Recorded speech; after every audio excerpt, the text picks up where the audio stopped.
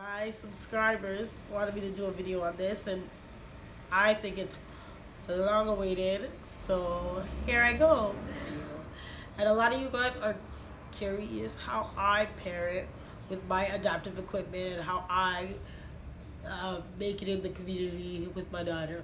Before, when she was younger, yeah, I would um, gradually take her out on my own, and I'd have aides until we figured out a safe way that I could take her out independently. And for the most part, these are the adaptive aids and the skills that I have acquired. I have one of the items here, but I didn't feel the need to show everyone anyway, every specific item, because many of them are not disability related. So around the house, when she was an infant, I used a bassinet.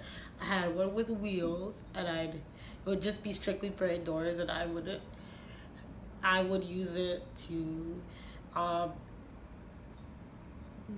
get her around, and so that's what I did, and it worked really well. But then I reached a stumbling block at 9 months because she was sitting up, and there was a couple of times when I'd look back, and she was literally trying to stand up. So I was like, this ain't working.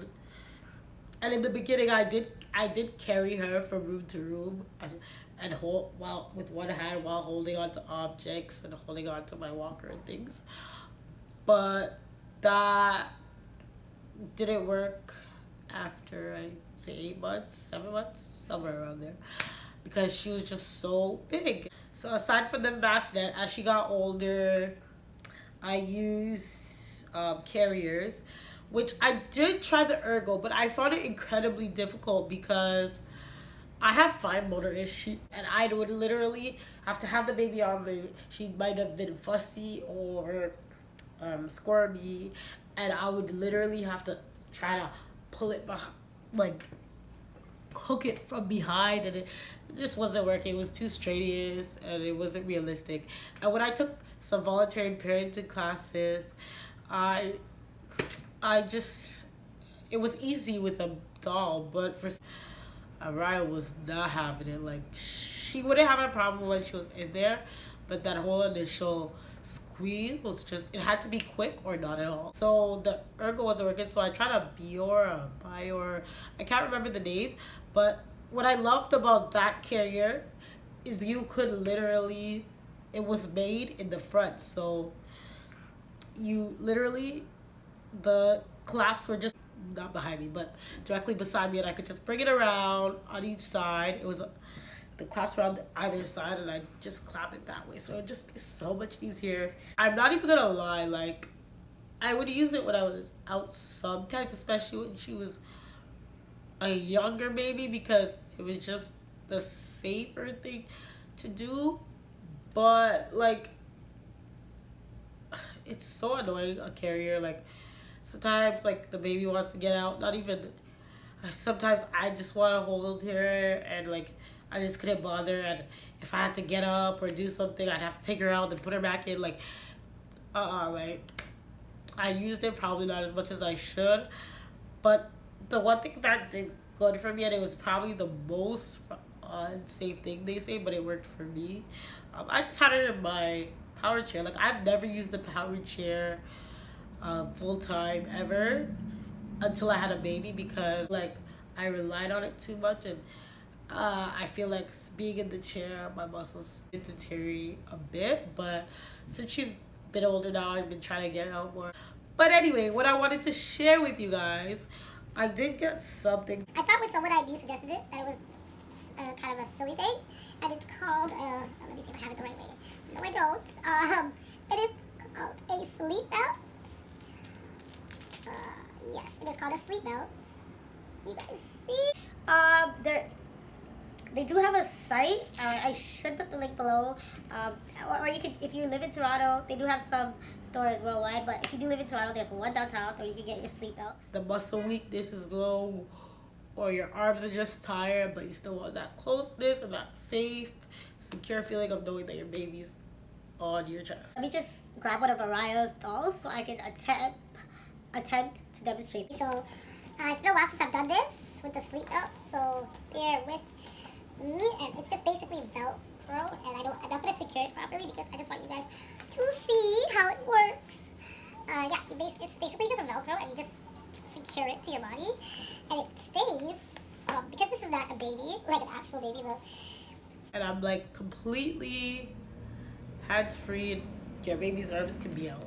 If there are any disabled moms that would like this, I've only used it a couple times. If you guys are around that weight and would like this, I would gladly send it to you.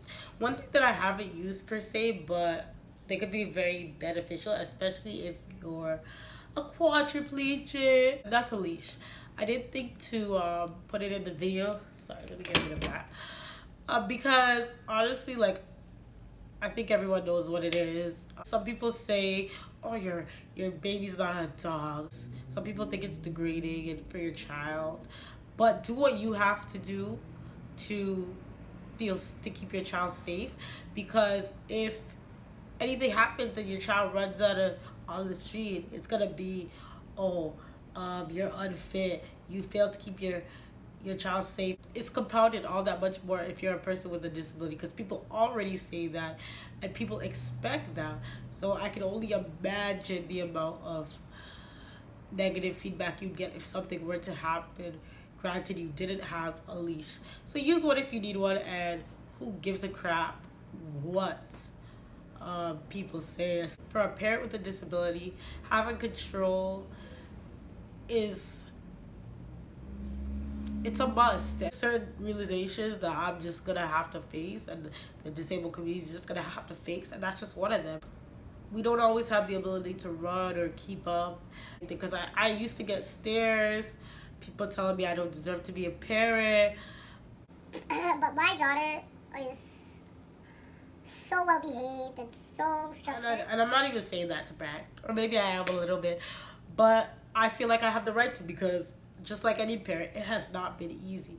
But I understand the severity of control, and I understand there's a little truth in people's judgments. If I lose control, then their judgments about me that it's unsafe and I shouldn't do this become, even if it's at a small rate, or even if it's a little small amount, there becomes some truth to that, and I don't want there to be any truth to that. So I damn sure I'm gonna get control. Now that we've already covered all the adaptive equipment, tip number 1 is that if you guys don't remember anything else I've said to you throughout this whole entire video, please don't forget this. It's very important. Follow through. Always follow through.